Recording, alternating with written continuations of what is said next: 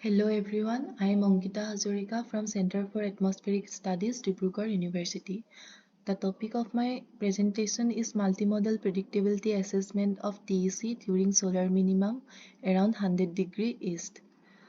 Solar activity during minimum of solar cycle 23 was recorded low and unusually prolonged. Solar activity reached the lowest levels observed during the phases, resulting in a contracted atmosphere. The low-latitude ionosphere showed large changes, that is reduction, during this long deep solar minimum period. The 100 degrees longitude sector is also dynamically different and challenging compared to any other longitude sector because the strongest maxima of global WN4 structure in TC density etc. are reported from this longitude. Therefore, to understand the physical processes around this longitude sector during this extreme solar minimum period, a detailed modeling study is required. Further, this extreme solar minimum period is a unique case to test the limits of empirical and physical models along 100 degree east longitude. With this motivation, we test the prediction efficiency of the International Reference Ionosphere extended to Plasmasphere model under solar minimum quiet time period 2009-2010 by comparing the total electron content obtained from a chain of GNSS receivers. The IRI plus simulation is then compared with SEMI2 simulations for the same space-time configuration. This map shows the study locations of our work. Here, Dibrugarh and Kunming are the northern station, Havelock is the equatorial station, and Cocos Islands is the southern station. The parameter used for our study is total electron content, which is obtained from GPS receiver located at Dibrugarh and also from IGS stations Havelock, Cocos Islands, and Kunming. We then compare the observed TEC with IR plus and SEMI2 model simulations. These two figures shows the observed TEC comparison with IR plus model simulation. IR plus is an empirical model which is an upgraded version of the IR model. With IR plus model, we can calculate the VTC up to the height of GPS satellites. Also, the model algorithm can be adjusted with the external data to upgrade the scale height and the electron density profile of the IR plus model. The value of FOF2 is estimated from the model adopted TEC using this formula. In this work, we used IR plus model in three modes, that is IR plus with no input mode, with GPS TEC assimilation mode, and with GIM TEC assimilation mode.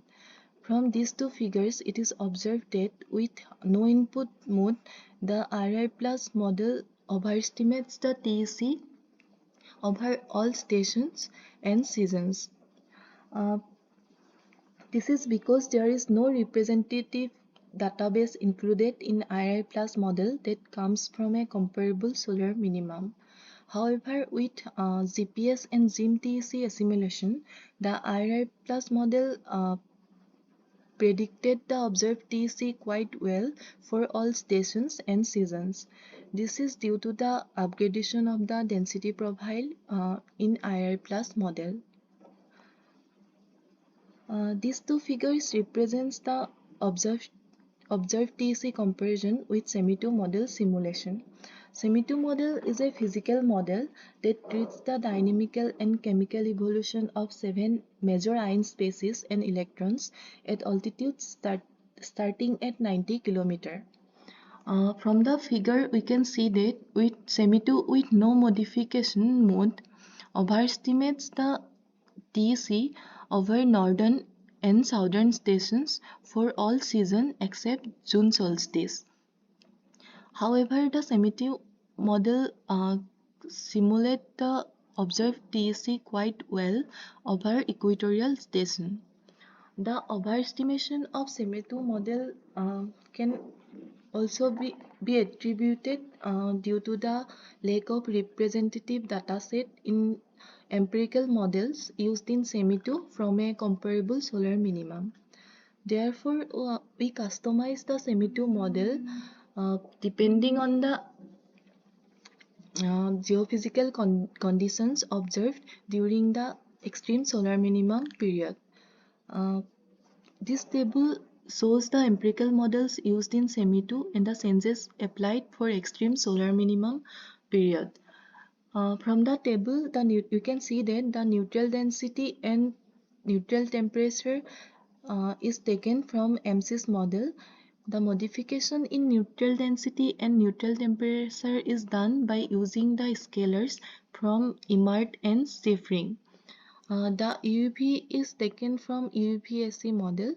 Uh, we reduce the UUP by 15% for further modification in SEMI2. From the figure, we can see that with modified neutral density and neutral temperature, SEMI2 cannot simulate the observed TEC quite well. Uh, this is maybe due to the strong tidal effects in the troposphere, which may modify the neutral density, which in turn will modify the resultant ionosphere. However, with modified UV, the SEMI2 can simulate the observed TEC quite well for all stations and seasons. The drift model used in SEMI2 is Charles-Fraser model. Uh, it was reported that Charles-Fraser model fails to simulate the differences observed in E-cross-B drift during this period, including downward drifts in the early afternoon and a weak or non-existent pre-reversal enhancement. This figure shows the Charles-Fraser model simulated E-cross-B drift for 100 degrees longitude sector. From the figure, we can see that model drifts do not move downward until 20 LT during equinoxes, while during June solstice and December solstice, the model drifts move downward at 18 LT.